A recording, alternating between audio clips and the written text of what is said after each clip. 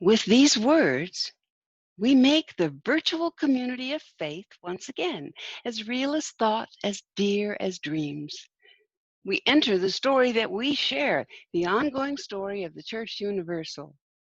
Here we welcome seekers and believers, strangers and sojourners, kindred friends and loved ones, met and yet to meet. And Story Hour calls us to this library full of faith. So bring your story here and let's begin. Once, we say as one voice, once upon a time.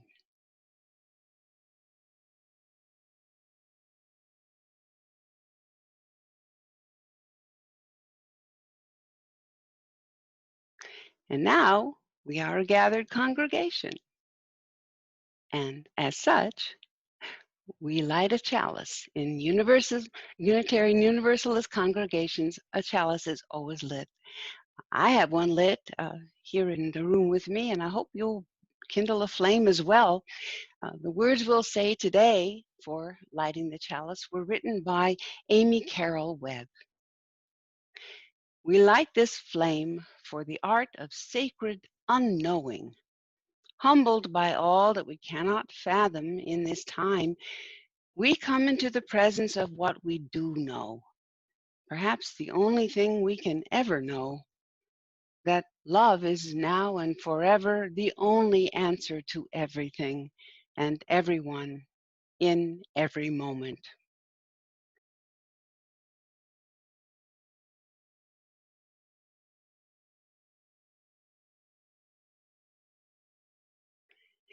And now I invite you to say this affirmation as Red River Unitarian Universalists always affirm when they are together.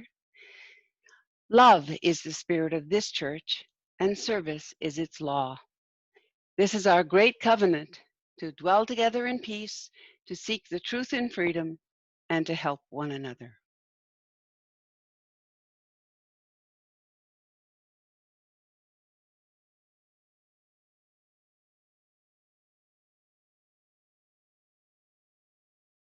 And now we are a congregation. Let's begin the program. We start with an opening thought for the morning, and this opening thought is also the opening thought for the entire book of David Copperfield by Charles Dickens.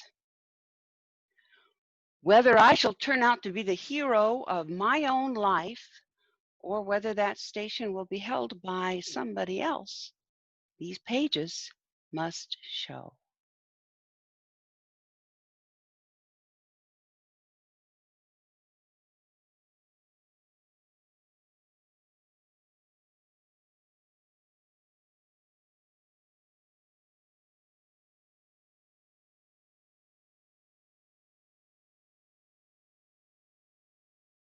For each child that's born, a morning star rises and sings to the universe who we are. For each child that's born, a morning star rises and sings to the universe who we are. Oh, for each child that's born, a morning star rises and sings to the universe who we are. Oh, for each child that's born, a morning star rises and sings to the universe who we are. We are our grandmother's prayers, and we are our grandfather's dreamings, and we are the breath of our ancestors. We are the Spirit of God. We are mothers of courage, fathers of time, daughters of dust, and the sons of great visions. We're sisters of mercy, brothers of love, lovers of life, and the builders of nations. We're seekers of truth, keepers of faith, makers of peace, and the wisdom of ages. We are our grandmother's prayers. We are our grandfather's dreamings, and we are the breath of our ancestors. We are the the Spirit of God. We are mothers of courage, fathers of time, daughters of dust, and the sons of great visions. We're sisters of mercy, brothers of love, lovers of life, and the builders of nations. We're seekers of truth and keepers of faith. We are makers of peace and the wisdom of ages. We are our grandmother's prayers. We are our grandfather's dreamings, and we are the breath of our ancestors. We are the Spirit of God. We are our grandmother's prayers, and we are our grandfather's dreamings. We are the breath of our ancestors. We are the Spirit of God. For each child that's born, a morning star rises and sings to the universe who we are. For each child that's born, a morning star rises and sings to the universe who we are. We are one.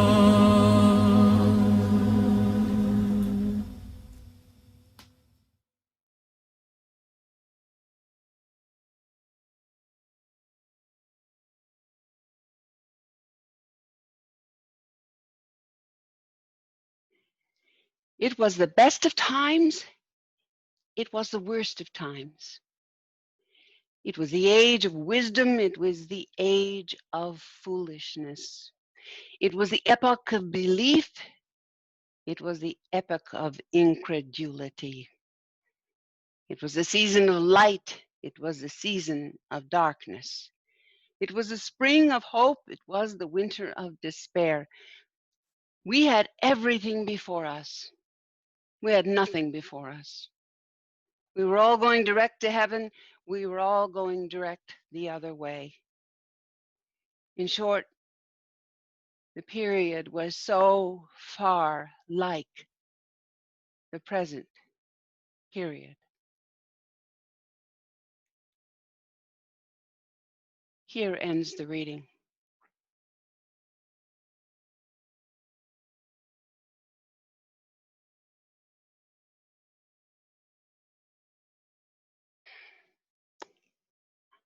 And for our second reading, let's hear one more beginning, another perspective on the story of us.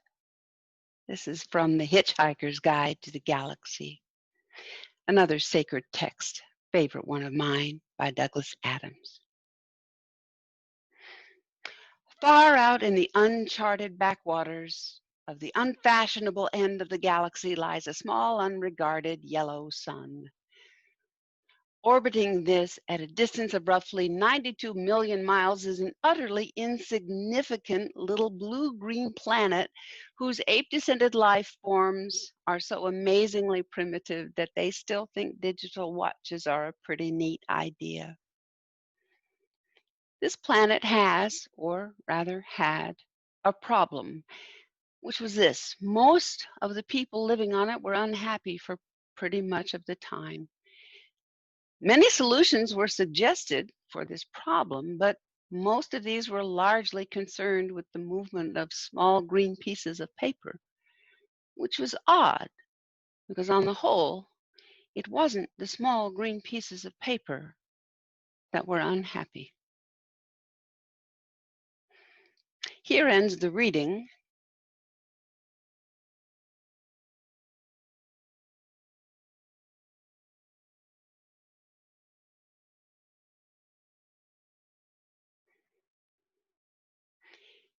In each morning program, we like to set aside time for spiritual practice of some kind. And some call it prayer, some call it meditation, or simply a moment for breath and reflection. Today, I'm talking about beginning a new story. And I've thought about something John Gardner alluded to in a writing exercise that he gave. He says there's really only two ways a significant story begins. A person goes on a journey, or a stranger comes to town. And these words have haunted me, and they frame, I guess, in a way, the way I think about how I'll start new stories for myself. So in this time of spiritual reflection, I just want you to take a moment to ask, how does your story begin? How would your new story begin today? And because I've so enjoyed looking at stories in Western literature, I've collected some famously evocative opening sentences. So perhaps if you're stuck for a new story, if you're stuck in your old story, maybe some of these, as I just read them to you, will evoke a new way for you to think about beginning your new story. So I invite you just to make your eyes half closed and listen. See if you remember some of these, or see if they invite you to look for the rest of the story. Here now, some beginnings of significant stories. It is a truth universally acknowledged that a single man in possession of a good fortune must be in want of a wife.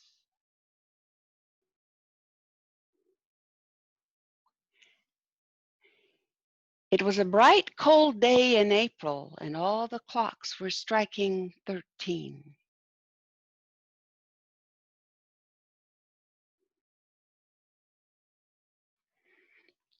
This is my favorite book in all the world, though I have never read it.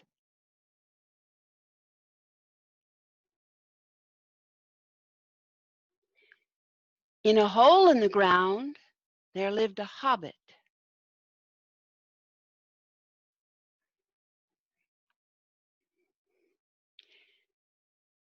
Mother died today, or maybe yesterday, I can't be sure.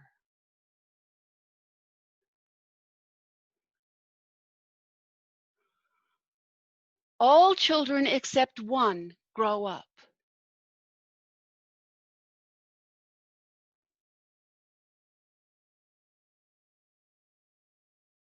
It was love at first sight.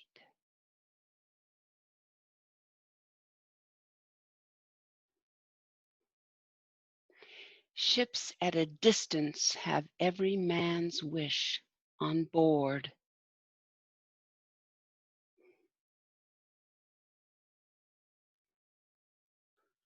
Call me Ishmael.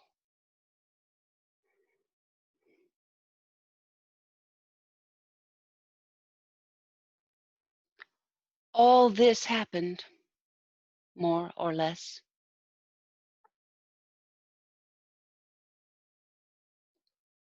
And now I invite you to let your new story take shape in this moment with an offering of music for your mind and spirit.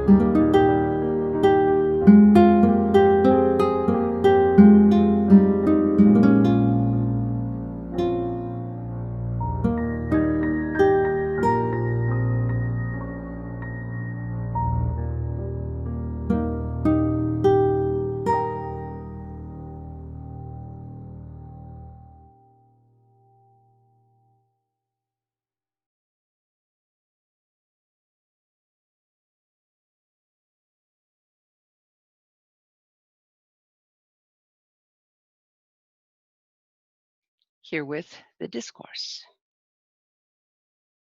Time for a better story, huh?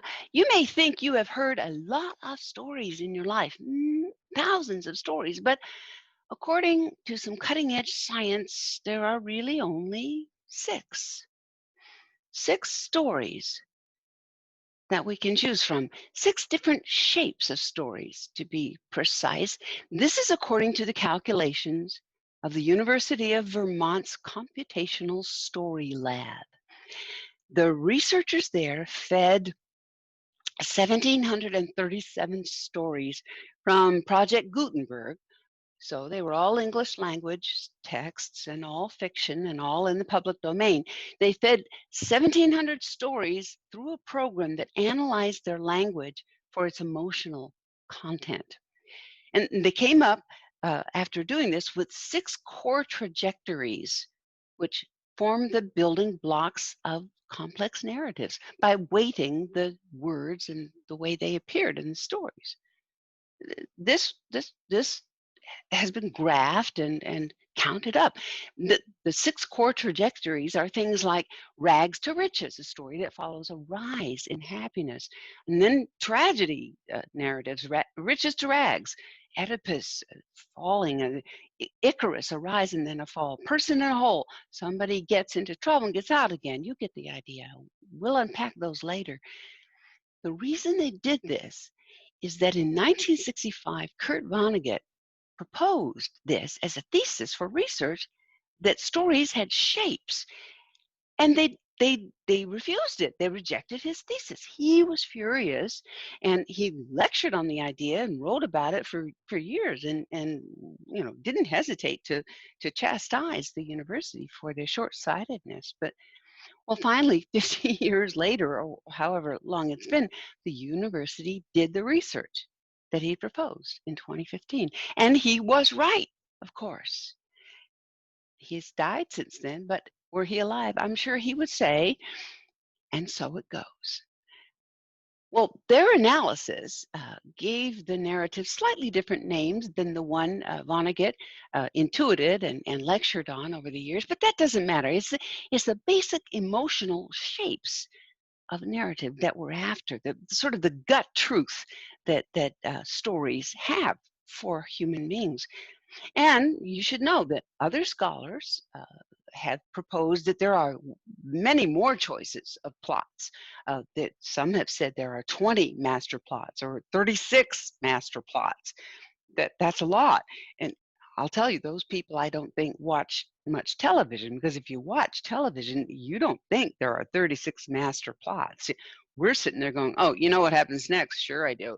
Anyway, 6 is enough to think about. And let's just talk about what the main ones were, because Vonnegut lectured and wrote on these shapes. By the way, there's about a 4-minute lecture available on YouTube of Vonnegut talking about this. It's marvelous. Please look it up.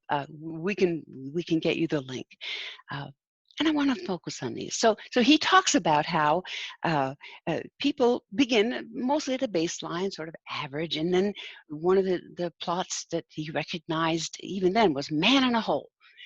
Or person, it could be anybody. The main character gets into trouble, then gets out of it again, and ends up better off for the experience. Then very popular plot, boy meets girl or girl meets boy. The main character goes along, comes across something wonderful, often loses it, and then gets it back forever. Another plot he recognized was sort of a lifelike ambiguous plot. Which way is up? He thought that was something like the ending of The Sopranos or Hamlet. We were not sure what's going to happen. Another very, very complicated, very complex plot, from bad to worse. The main character starts off kind of poorly, then gets continually worse with no hope for improvement. Really, I don't even want to talk about that one. Then he recognized the very foundational plot of he called the Old Testament plot. God gives gift to the people, and also recognize this as creation myths from other cultures as well. But the God or the gods giving gift to the people incrementally, and in the Old Testament version, up until they experience a tremendous fall. So it's a tragic plot. But he also noted that when you add in the New Testament, you get a redemption after the fall. So this was a good thing. Then he noted the Cinderella plot. A person starts out in a lowly state, receives gifts somehow from a fairy godmother, it has then a letdown, but rises to bliss at the end with a. And then he noted that this one was actually the most popular one. But we're all a bunch of individualists, aren't we? So maybe there are an infinite number of plots you're thinking, because each of us has a story, you're probably thinking.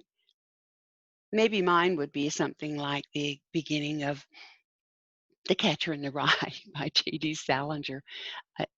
I love this one. If you really want to hear about it, the first thing you'll probably want to know is where I was born and what my lousy childhood was like and how my parents were occupied and all that before they had me and all that David Copperfield kind of crap. But I don't feel like going into it if you want to know the truth. That's one of the best story beginnings written in English, if you ask me. But that's individuals, and we'll get to that. Smart thinkers say, control the narrative, control the future. So, thinking about our country, why have we insisted on our country's narrative arc being a tragedy? Why have our metaphorical ship of state, why has it become the Titanic?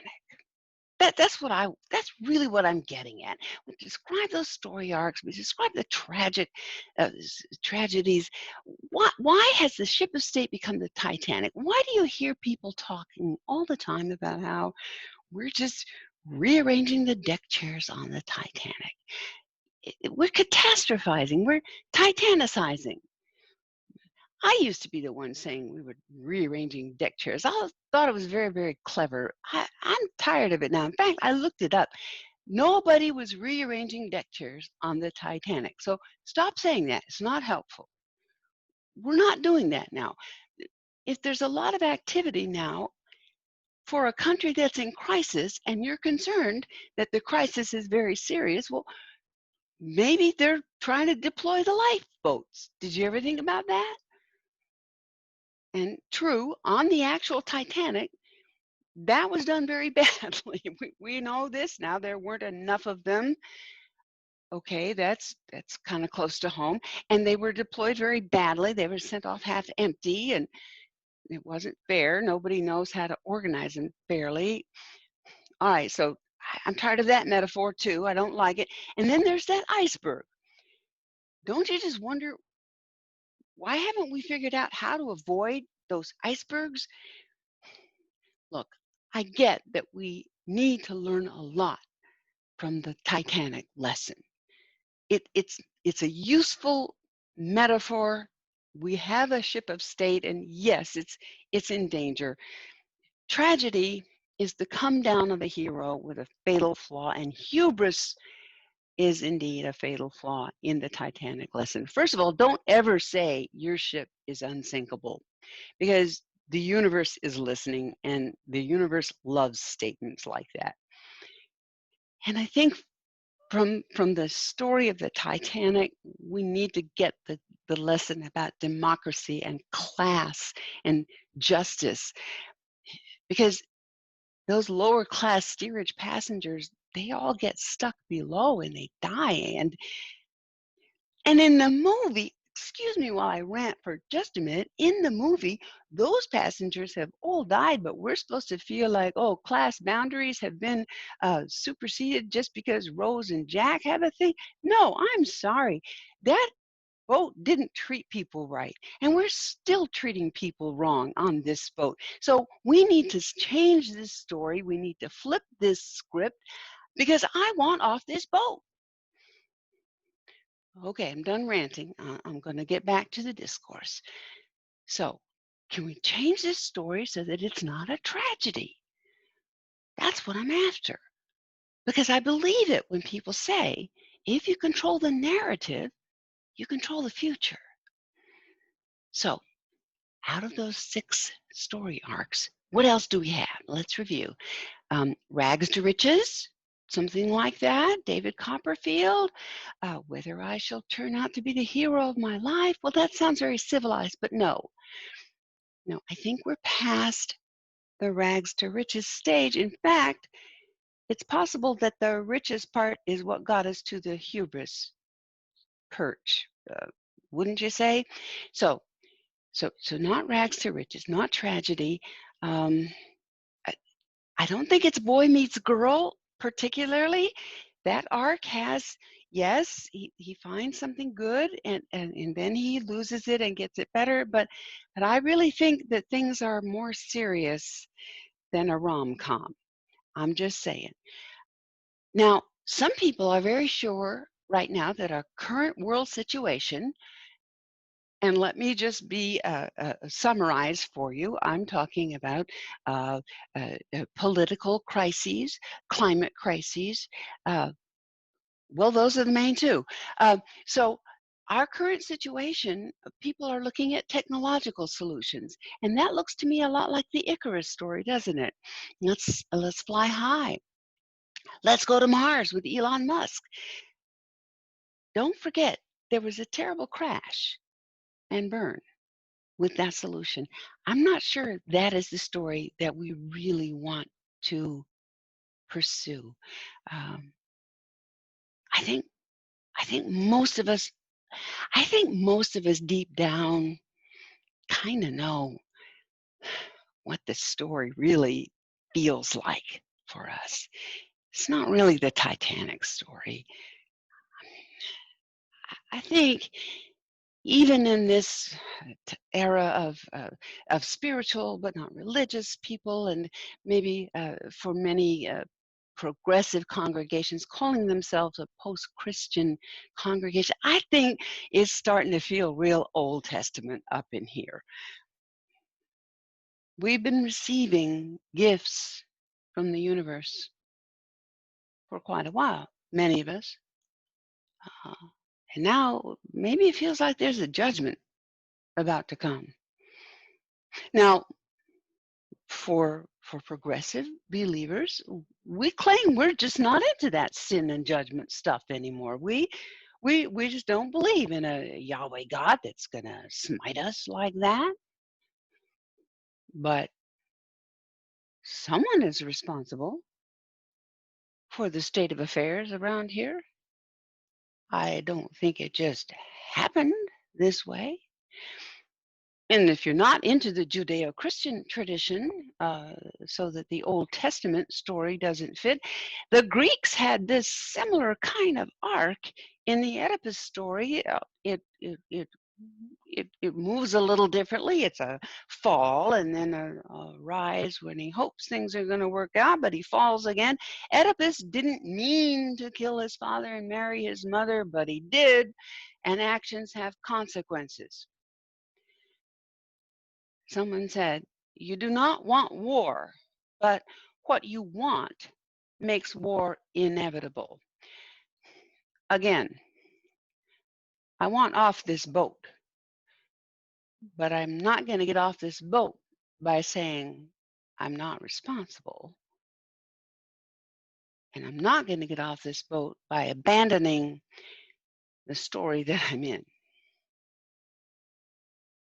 So I started to tell you about how Vonnegut looked at the Old Testament and the New Testament story and the Cinderella story, and he almost threw out the Cinderella story because he said it's kind of doesn't really fit. The researchers discovered that the Cinderella story is the most popular one that we have. The rise from the lowly station, the fall, Rise again. People love that. But what Vonnegut realized was that the Cinderella story is really almost like the redemption story. Here's what he says in his autobiography, Palm Sunday. I confess that I was daunted by the graph of Cinderella, and I was tempted to leave it out of my thesis since it seemed to prove that I was full of. It seemed too complicated and arbitrary to be a representative artifact. But then I said to myself, wait a minute, those steps at the beginning, those gifts, look like the creation myth of virtually every society on earth. And then I saw, he goes on, that the stroke of midnight looked exactly like the unique creation myth in the Old Testament. And then I saw that the rise to bliss at the end was identical with the expectation of redemption as expressed in primitive Christianity. The tales were identical. Vonnegut's journey led the researchers to search for all such groupings. That could be our story now. I'm not telling you we must all look to the Christian story for redemption. Plenty of Christians running around, not necessarily redeeming the earth. Let me just be clear. But it's a message of turning around. Redemption happens, transformation happens with repentance. And all repentance means, folks, is turning around. Stop doing the things that's hurtful or wasteful or oppressive. Just stop. Tell a new story. Now, I've read recently that there is such a thing as narrative therapy for individuals.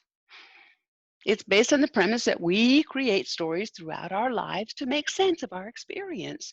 We tell ourselves stories. We carry them with us at all time. In fact, if I think about going to counseling again, I've been before. I've said, I don't want to tell my story yet again. Well, narrative therapy says, then don't tell a new story. All stories live in the past, the present, and the futures. They have events lived in a sequence across time according to a plot. And if we live into a new story with purpose, maybe self-sacrifice this time, it will be worth sticking around till the ending. I've shared a lot of wonderful first lines, and I hope it's given you a thought that now we could change the story, change the narrative, reject the old story with the bad ending. Look, I shared in the meditation the opening line for 1984. I don't know if you recognized it. It was a bright, cold April morning, and all the clocks were striking 13. If we don't change our story, our last line could be, he loved Big Brother. That's the actual last line from 1984. But if we change the story properly, maybe we get to have a last line of our lives be like the one from The Tale of Two Cities, where Sidney Carton has made a sacrifice that means something he does out of love.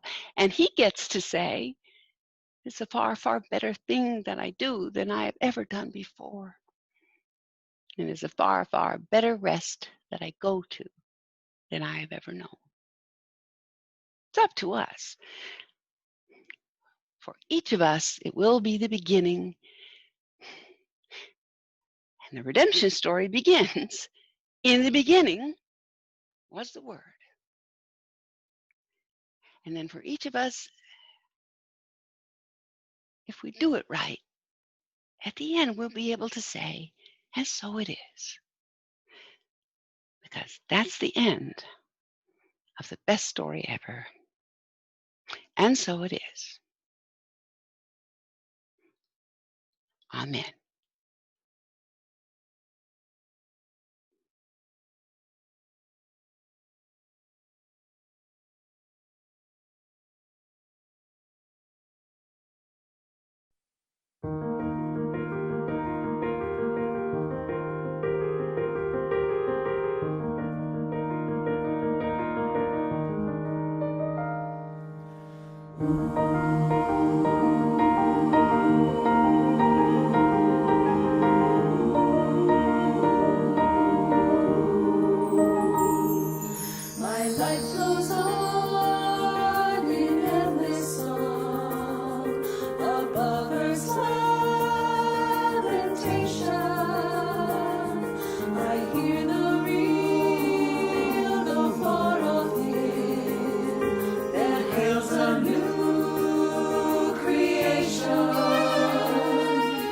storm can shake my inmost calm, while to that rock I'm clinging, since love prevails in heaven and earth. How can I keep from singing?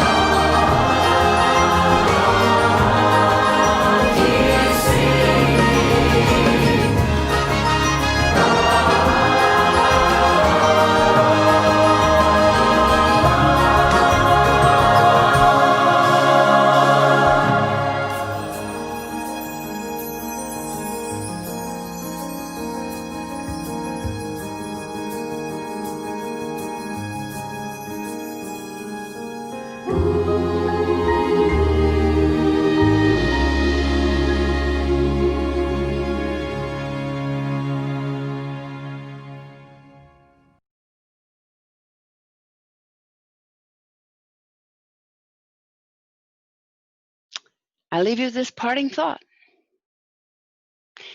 It is from Douglas Adams, Hitchhiker's Guide to the Universe.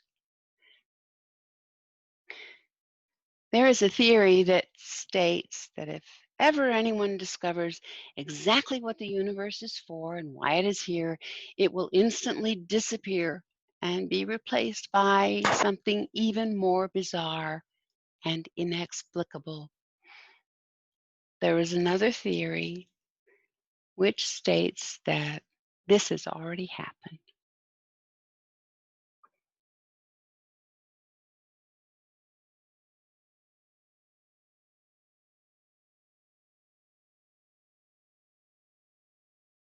And now, if you're viewing this program at its premiere, you are invited to fellowship with Red River Unitarian Universalists by clicking the Zoom link that you find in the description of the program.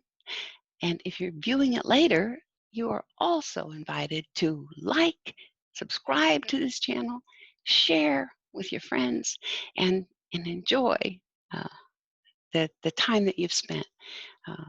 I hope you have enjoyed this time.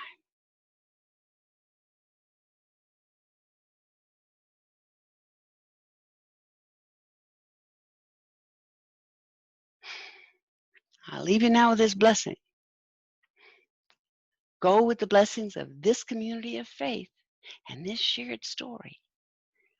May you live the story you were meant to live and find the redemption all of us set out to find. Once upon a time, once upon this time, once upon your time. Amen.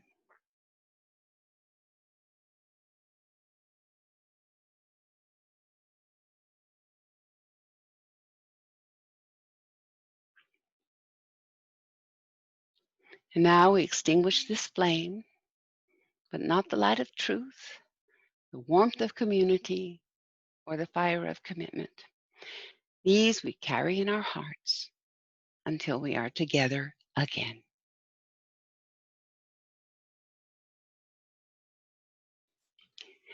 Does it seem to you that the powers that be are trying to plunge us into the dark ages and just cancel the Enlightenment altogether? Seems that way to me, too. And they're trying to tell us that spiritual and religious people ought to just be meek and gentle and let it all happen? Well, I beg to differ. So join Red River Unitarian Universalists on October 4th, when I'm going to quote the poet instead, who said, "Do not go gentle into that good night." I hope I see you then, because not only should we not go gentle into that good night, we should not go alone.